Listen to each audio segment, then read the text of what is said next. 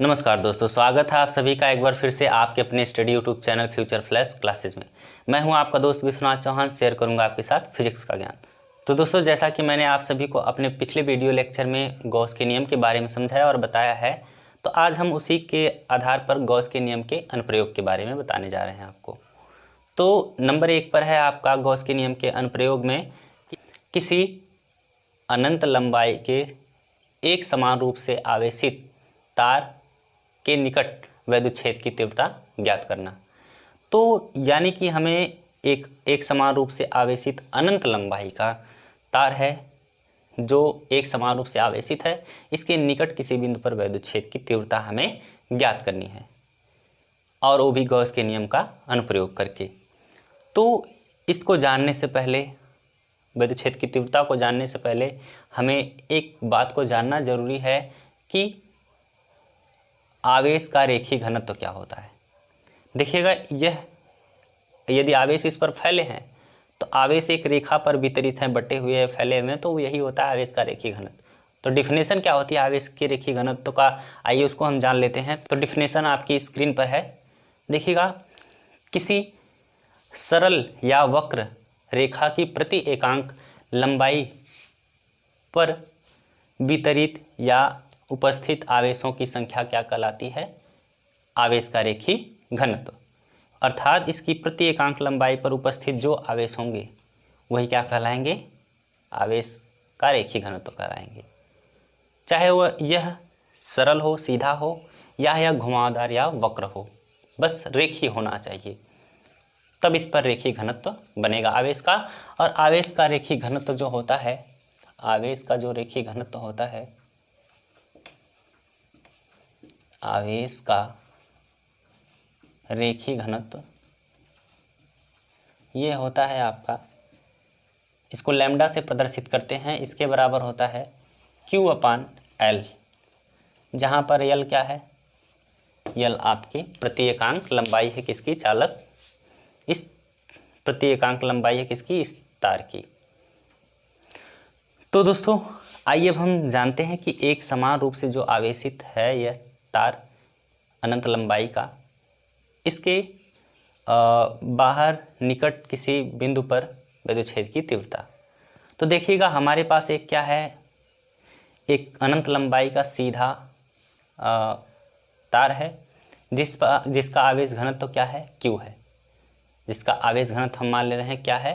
Q है, जिस पर एक समान रूप से आवेश फैले हुए हैं।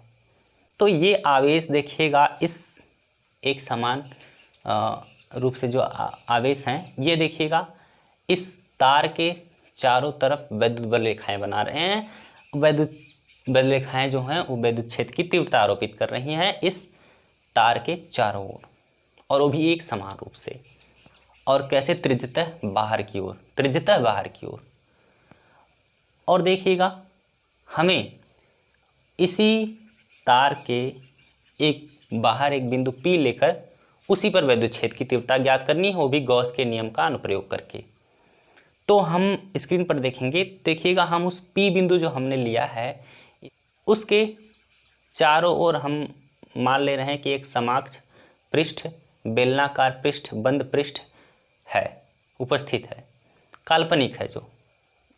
तो और यह काल्पनिक बेलनाकार जो पृष्ठ है, बंद पृष्ठ है, यही क्या कहलाएगी? यही गॉसियन पृष्ठ कहलाएगी।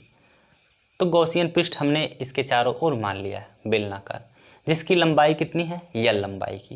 जिसकी लंबाई कितनी है? L लंबाई की। और P बिंदु के चारों ओर हमने थोड़ा सा क्षेत्रफल क्या ले लिया है? डेल्टा ये ले लिया है। P बिंदु के चारों तरफ हमने थोड़ा सा डेल्टा ये क्षेत्रफल ले लिया है। तो इस P बिंदु पर हमें वैद्युत क्षेत्र की तीव्रता ज्ञात करनी है, तो उसकी दिशा क्या है? त्रिज्यतः बाहर की ओर, और क्षेत्रफल वेक्टर भी उस पर क्या होगा? बाहर की ओर होगा, अभिलंबवत। तो देखिएगा, इस जो हमने P बिंदु के चारों तरफ क्षेत्रफल अवयव लिया है, उस क्षेत्रफल अवयव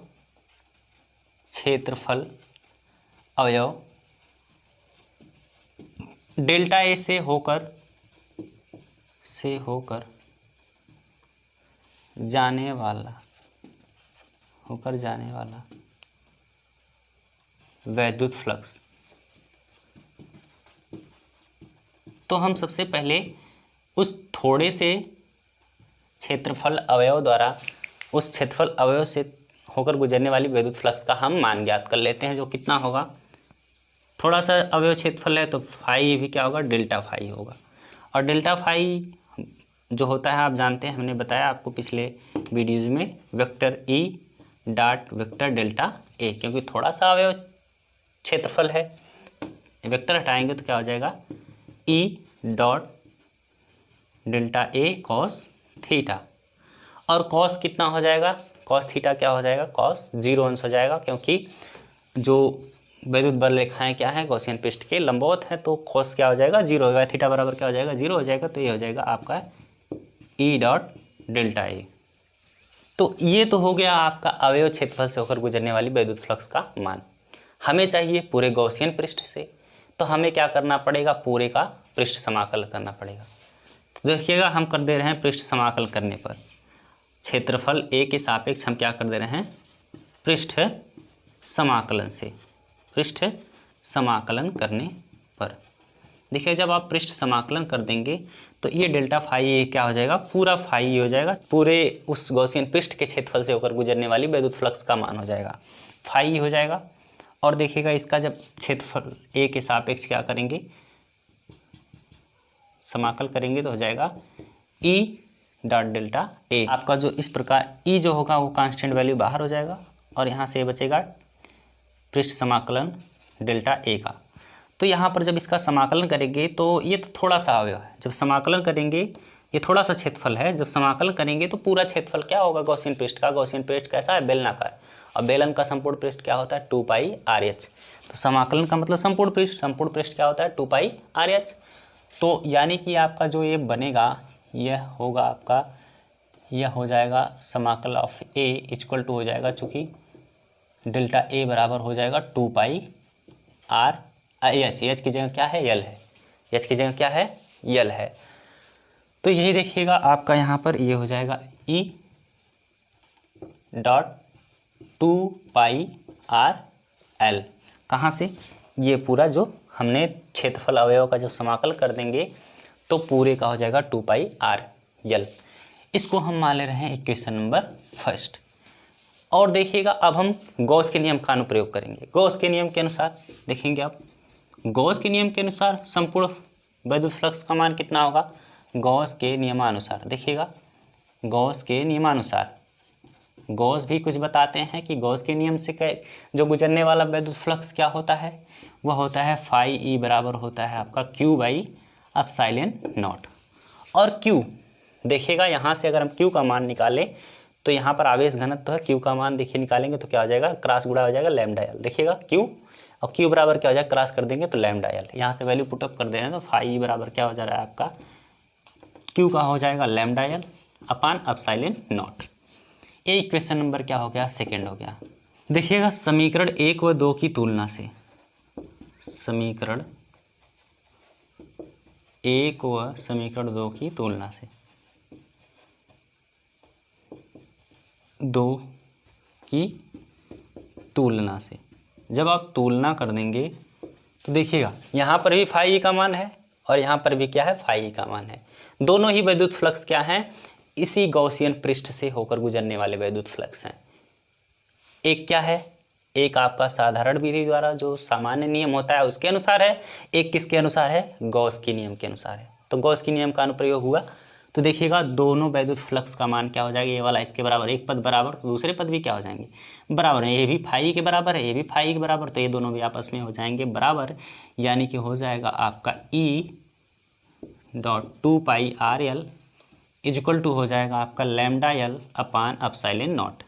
लैम्डा लैम्डा से कैंसिल हो जाएगा, इसको नीचे भेजेंगे तो हो जाएगा विद्युत क्षेत्र की तीव्रता ई बराबर हो जाएगा, ये आपका हो जाएगा 1/2 पाई आर नीचे आ रहा है, 1/2 पाई आर नीचे आ रहा है और यहाँ पर बच क्या रहा है आपका dot lambda by epsilon not. देखिएगा एप्सिलॉन नॉट को इधर कर लेंगे, एप्सिलॉन नॉट को इधर कर लेंगे, आर को उधर कर दे रहे हैं तो ई बराबर क्या हो जाएगा आपका विद्युत क्षेत्र की तीव्रता बराबर हो जाएगा 1/2 पाई आर, एप्सिलॉन नॉट को यहाँ कर दे रहे हैं और लैम्डा बाई आर, आर को उस तरफ कर दे रहे हैं, एप्सिलॉन नॉट को इस तरफ।